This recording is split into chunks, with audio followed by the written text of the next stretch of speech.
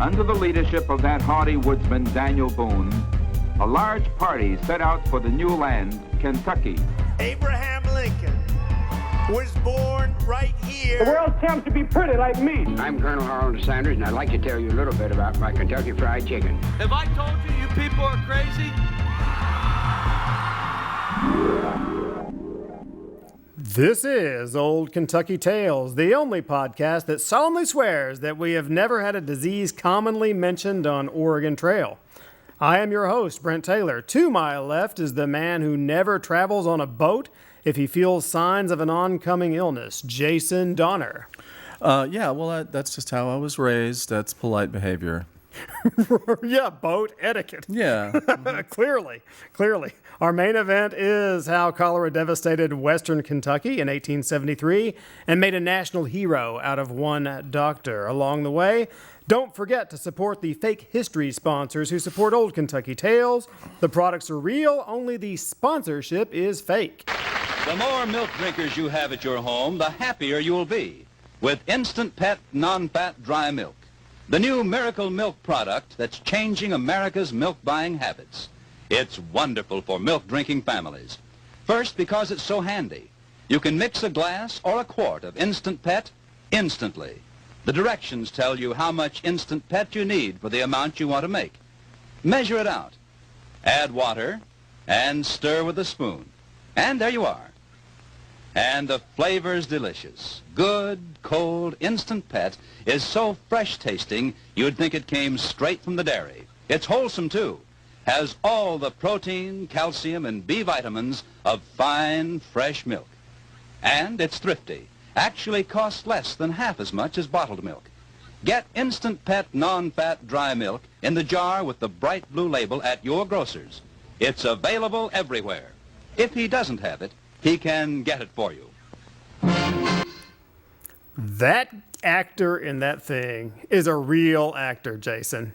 To drink the milk? Yeah, he took that glass of powdered milk and just glugged it down like it was a regular glass of milk. Well, maybe, but is that bad? What's wrong with powdered milk? I mean, have you had powdered milk? I have had it. I remember not Under liking what it. circumstance would you need to have powdered milk exactly? Apparently every day, if we're going to believe that commercial. On a journey of some kind? I think it's more of like an emergency thing. Do we have that? Does that still exist? It was around in the 80s. Surely it's still around if you really wanted to. I bet you could order some. I don't know. You would need it for, like certain power situations. Outages, hurricanes. Right. Take your powdered milk on your long adventure. I I thought that was going to be about get the powdered milk. Raw milk. I thought that was going to be a raw milk thing. And you know about raw milk? Don't eat raw milk. Heard some raw milk. Yeah. I mean, Louis Pasteur is a good guy for me. I don't know personally. Yeah, pasteurize it. Yeah, but that was the old powdered milk there. I just give me the liquid. Pet though, that's a stupid name. For sure. Why do they call it pet? I guess because the cow is your pet. I don't know. Guess. I have no idea what that's about. But nevertheless, I think we're about ready for the moment we've all been waiting for. The main event. Round one. We gonna look at a little bit of cholera today. Okay. So, are you familiar with cholera? This says state nicknames. Yeah. Apparently, I forgot to change the blank there. I think we did that last year. Yeah, we've done that before. Okay. But today's cholera. Yeah, okay. today's and cholera. what is cholera exactly? So it is basically the worst case of diarrhea you could possibly imagine. I wanted you to not say that word. Oh, well, too late. Anybody's going to say the word. Yeah. This is kind of a theme. The trots, is that better than... The theme, I don't know, if there was a subtext to this podcast.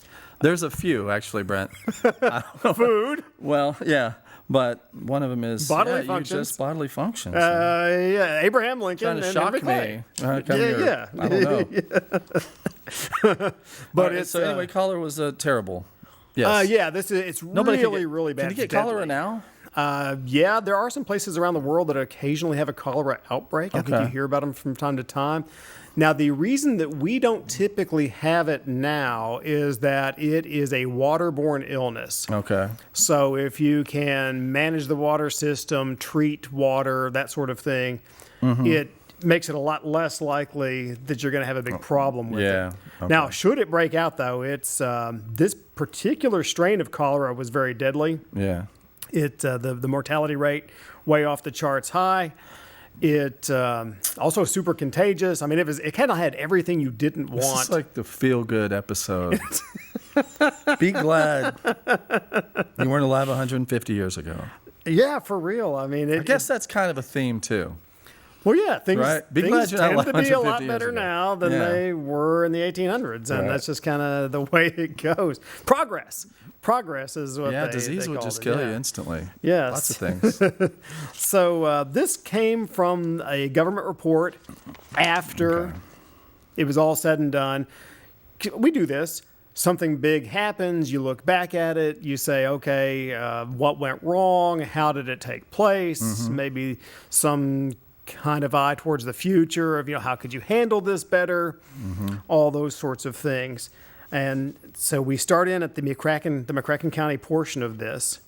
The Kentucky group in the cholera epidemic of 1873 opens on the 20th day of May at the city of Paducah, McCracken County, which city is located upon the bank of the Ohio River at the mouth of the Tennessee.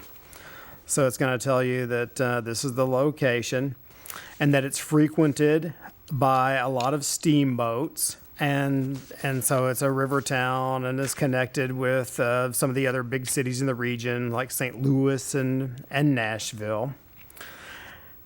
And then it happens. On the 18th day of May, 1873, so we know the day, the river steamer John Kilgore from New Orleans, Louisiana, bound for Cincinnati, arrived at Paducah and remained at the city wharf boat for over an hour. That's kind of creepy all by itself, right? This is a 1 hour stop. What? Is that bad? In this case, it's boat really bad. stopped? Yeah, the boat stopped, and you didn't want this boat to stop. So this is where the cholera came from. This is where the cholera came from. Okay. The steamer had left New Orleans on the 13th, at which date cholera was epidemic in the city. So they've got a big outbreak down there. So, okay. It steams up the rivers. Steams up the river. And then, Still got commerce to do here. We got money to make. well, yeah, you Can't worry can't about just these you can't Paducah just people. stop everything, right? Right. But did they know they had cholera bringing it on board? Is that what you mean by the hour? Like they mean- stopped because they're like, I don't know. Should we? They hesitated? No. I don't think there's any I don't think they hesitation. I think you're hesitated. just doing your thing. Yeah. Like you say, business goes on, daily routines go on, and so the boat pulls in, and now we're going to have some trouble. Accurate data of this journey cannot now be obtained from an unwillingness on the part of the officers to impart any information. So the cover-up has begun. Right. But the disease hasn't begun yet. Well, You mean after the fact? this is all like retrospectively, right? Like we're okay. trying to look into it. Nobody wants to talk about, hey, we approved this boat to leave with Right, color yeah. on it or any of that kind of stuff. So, yeah, we're kind of in cover-up mode. Now, this says then Paducah had a population of like 7,000 people. So you got to think in those terms. Like, 7,000 think of people. That kind of town. The county is 14,000. Yeah. So an additional 7,000 Okay. out in the hinterlands, as it were. So it's definitely a small 19th century town. As far as Kentucky towns go, it was kind of big back then, but still a pretty small town. Yeah, that's exactly right. But it is known that before she reached Memphis, Tennessee, one cholera death occurred. So apparently they were feeling well maybe before they got on, or they had some slight symptoms and they ignored them because, look, People you tough things Jumping out. off the boat. I'm just going to swim to Memphis, wherever they discovered it. If they heard Yeah. that news, they might. That as she lay at the Paducah wharf, 2 or more persons were extremely ill upon the lower deck, both of whom died before the boat reached Shawneetown, Illinois. That's another thing about cholera. It just hits you like a ton of bricks. If you can survive this kind of first punch that it throws at you, then you're probably going to make it through. Yeah. But a whole lot of people just don't make it through the first punch. Sure. And that's just kind of the way it goes. What's the treatment for it then? At that time? Oh, yes, the treatment is going to be things like Ice? calomel. Calomel. So calomel is a medicine that we do not prescribe anymore because it is primarily made out of mercury. Oh, okay. And yeah, they cured things with that back then. It'd kill you eventually. They rot out your I don't know why they insides. thought that worked, but they prescribed it for a lot of different stuff. Yeah. And it is, of course, obviously poisonous. Mm-hmm. So that's not going to be much better. Now, one of the bright spots of this whole thing is when we get a little bit further on into the story, we're going to have some doctors who are experimenting with things outside of calomel. Now, if you don't like calomel, you could also use opium. Oh, sure. And so that's so I guess that'd be more of a pain reliever sort of a medicine that they're trying to do. But really, these treatments that they're doing in the 1800s are not very effective. Are they in pain then? Besides the obvious I mean, I would suppose intestinal you would have thing, but like, are they just like suffering, probably the cramping sweating? and all that. Right, Yeah. just in pain. Yeah, I guess that's part of the thing as well. Disease. If you look on WebMD, it calls the main part of this the evacuation stage. Okay. And so that's the thing you got to watch out for. Okay. You got to survive. You got to survive that one. Yeah. Because your number one problem is going to be dehydration. Yeah, right.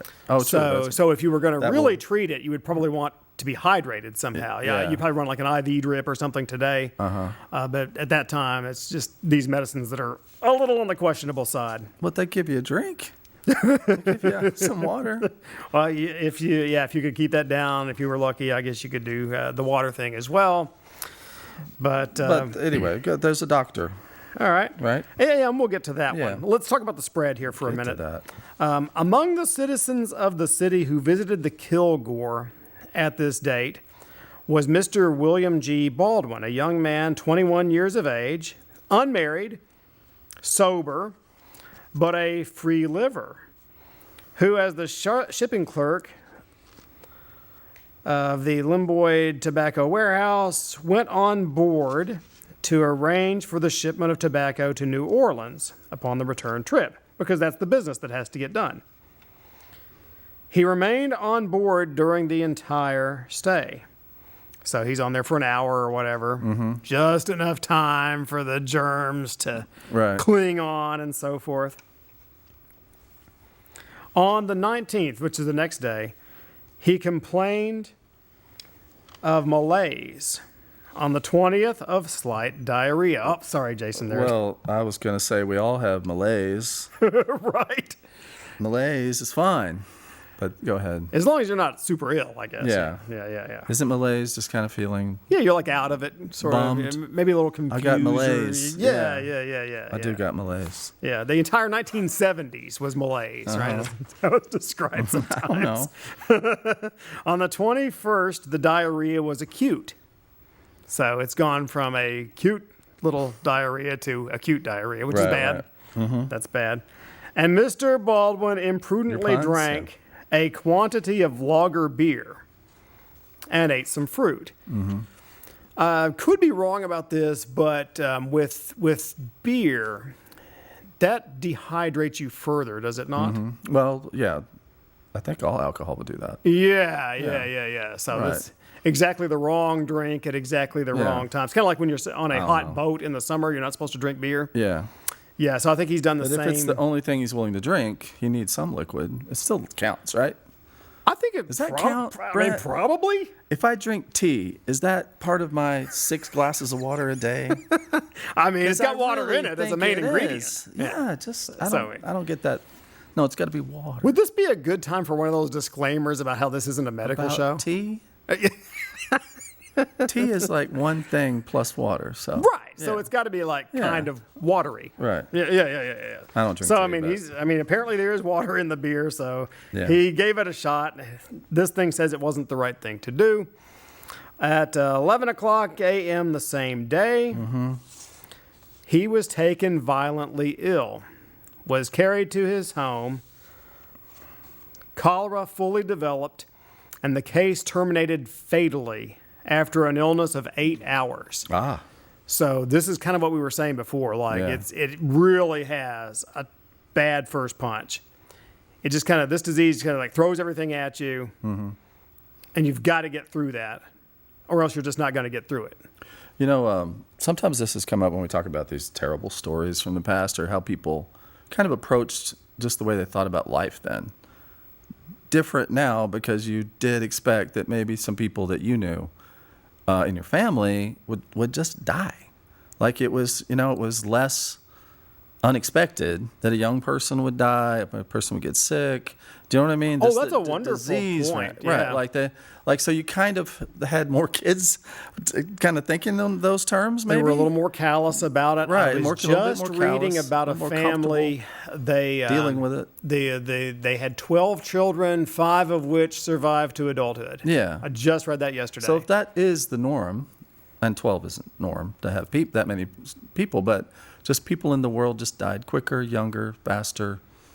And so it was more like, I don't know, you expected it. Yeah, a little more. So it's a hard thing to put your mind, to understand how they came to accept that better. Yeah, it definitely hurts our feelings more, I would say today. Yeah. I think that's a perfect point. There's more of a tragedy to all of it. Yeah. And back then, they just, like you say, they sort of should be, but like roll with the punches somehow. If you expect that people are going to die at 45. And it's normal and all these things. Yeah, I think that's exactly right. No, that's a wonderful point to be thinking about here, because that's definitely, when we look back at it, that's a big difference. Yeah. Right? Because we sort of feel that impact. Like, oh my gosh, this guy, he was young and vital, and he just passed away. Right. It wouldn't as much. But thanks. Yes, it was a wonderful point I made. That's a commercial right there. There is a, stamp it, right? Yeah. There is a popular report among certain citizens of Paducah that lived on the day preceding the death of Mr. Baldwin, a young girl who lived near the steamboat landing, who had returned to the city from a visit to some point below Paducah on the steamer Kilgore, died of the same disease. The physician who attended this case, being now in Europe, and the family to which she belonged, having removed from the city, no accurate information as to the case can be obtained. And so this is all that patient zero kind of stuff where they're doing contact tracing and so forth. In this case, after the fact. And some of the things you'll never will know, like in that case. Mr. Baldwin was attended during the few hours that his illness assumed a violent form by his friend, Mr. P.E. Calhoun. And by this gentleman, the last services to the body of his dead friend were rendered. On the 23rd of May, Mr. Calhoun was seized with symptoms of cholera and at once secured medical attendance. The disease was fully developed, and the patient barely escaped with his life. Okay. Yeah, so his friend helped him. Yeah. Then, of course, he got cholera. Right, and that's going to be one of the problems with these sorts of outbreaks. Sure. There was an outbreak of this in Lexington. All the physicians got sick, and there's no one to help you. And probably you're going to have people who are hesitant to help you. Yeah. And the whole kind of saga continues there on that. But you can see right there, hey, you attend to someone who's sick, well, now you're sick. Yeah. And in his case, he survived, but that was kind of a roulette roll. Right. Yeah. But that was like the lot of doctors and physicians, nurses back then. Oh, well, yeah. Like that. It's just different. They were very willing walking into disease. Die with their boots on. Yeah. Yeah, and I think we saw some of that during the COVID outbreak as well. I mean, that whole thing about wow, these healthcare workers are like special people, and it was like the first time we realized it. Right? What a shock that they're astonishingly like decent people that help. Yeah, of course. But that's exactly right. But it's still to be admired. I mean, other people are doing it. Absolutely, no. I mean, this is like hero kind of stuff. Is essentially what you're talking about there. Yeah. So some other things that they are doing to try to mitigate it, they banned the sale of vegetables. Okay. In Paducah. There for a temporary period. Thinking that was right, because if you have the garden vegetables and the contaminated water seeps into them, well, then the vegetables are contaminated. So Yeah. you start going into all these mitigation kinds Yeah, of things yeah. at that point. So panic is starting to spread by, like, Oh this yeah, dead guy. panic is spreading, death spreading. is spreading. Yeah. Because every time you see one of these, like, oh, he came into contact with so and so, and 8 hours later, that's Went it. home, so family's Yeah. dead. Yeah, for sure. So let's talk a little bit more about the doctors. Yeah, get the doctor. Yeah. The medical men were indefatigable. I love that word, indefatigable. Isn't it a great word? It is a very Tough long, to say, but it's an multi-syllable awesome word. Indefatigable. Yeah. It sounds like, am I saying that whole thing? Do they need all those prefixes? But yeah, you do. Apparently. Put it right here, guys. Indefatigable. Indefatigable. Right. We'll have to have that on the special I just did. ticker there, right? Indefatigable. Yeah. They're not getting this camera, but that's okay. No, too late. Indefatigable. Yes, there it is. Indefatigable in their battling with the disease. When any one of their number was prostrated, and you always have to be careful saying that word as well, the additional labor was ungrudgingly performed by the well, and to their honor, be it said that this excess of labor was almost entirely gratuitous, which is a little different than today's doctors as well. I'm not going to charge you because we're in the middle of an emergency or whatever. Yeah. While constantly working by day and night, it was among a class of the community who were unable to reward their physician that demanded his expenditure of time and skill, this personal exposure to contagion, as we mentioned. But in all instances, the necessities of the poor were as promptly considered as were those of the wealthy. And this, when the existence of the disease almost entirely destroyed the professional income of these brave, devoted men. So these doctors were losing money, not making money in the middle of the pandemic. Right. But, I mean. Critical difference between then and now. Yeah.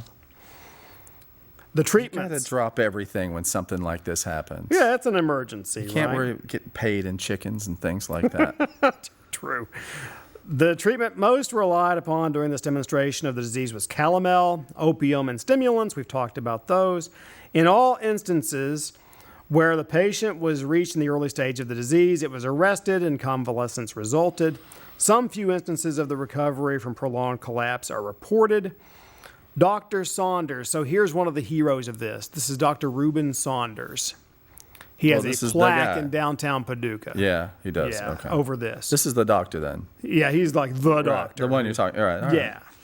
Well, you Dr. said there's lots of Saunders. heroes. Well, right, but he's kind of like the big one. Yeah, he wasn't the only guy doing it, but okay. Dr. Saunders reports very strongly in favor of the hypodermic use of atropia. So this is like an experimental treatment for it, and so he gained some fame through that. And what is that? And I don't know Atropia? exactly how it works, but Yeah. like all the other medicines had failed, and he's got one that he said that Okay. had good results. Yeah, And so this yeah. is kind of how he became a People have a ideas. big shot. Right. Yeah. Yeah. Well, I'll tell you what, Jason, we probably ought to pay a few bills Are we around that here. close? All right. Yeah. Has oh, so yeah, much more to time say flies about when medicine. you're having fun. Yeah. Okay. All right, Jason. Is the man next door a coward? If he is, you might learn more about him by seeing wonderful Emily Stevens in the greatest play that has ever been shown in Columbia. See this play on the afternoon and night, Thursday, May 30th, 1918, at the Paramount Theater. Is the man next door a coward? You really want to ask me that question? This is a World War I thing where they they were sort of obsessed with, you must be on board with this. Right. And if you are not on board, the cool thing is to be for the war.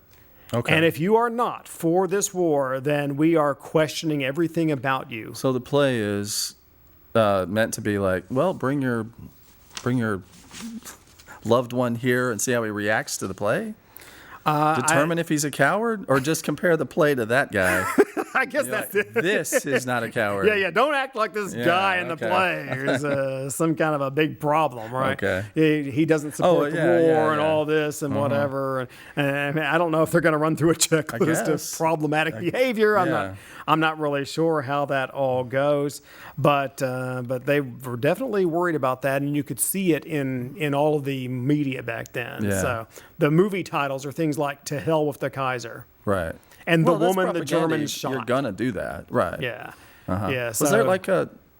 Was there a major movement among the people to not go to war too? I mean, we're reluctant always to be involved. Before the war Wilson, happened, like yes. hesitating, Right, and then once that switch got flipped, Yeah. Then you got to go on. then it happened. Yeah, that's kind of, and then the war was successful. So. Yeah, it's going to happen. Right. Different conflicts. I You guess. got it. We have now turned to the final page of this chapter.